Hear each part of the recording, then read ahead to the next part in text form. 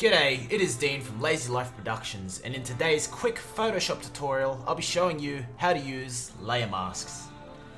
Now, layer masks are used to blend multiple images together seamlessly by the use of the colors black and white. To demonstrate how easy it is, I'm going to blend this image of an ocean seamlessly.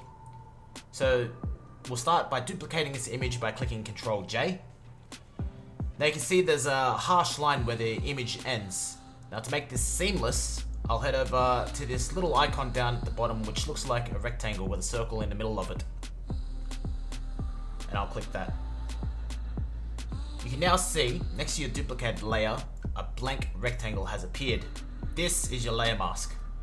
Now with the layer mask selected, make sure that your foreground and background colors are black and white.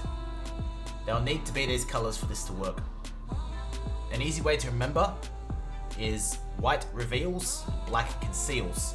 So in order to conceal the harsh line from this scene, you'll need to paint over it in black, because black conceals. So let's do that. And as you can see, the seam has disappeared and is now seamless.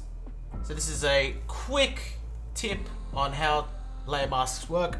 If you like this video, give it a thumbs up, consider subscribing, and I'll catch you guys in the next video. See you later.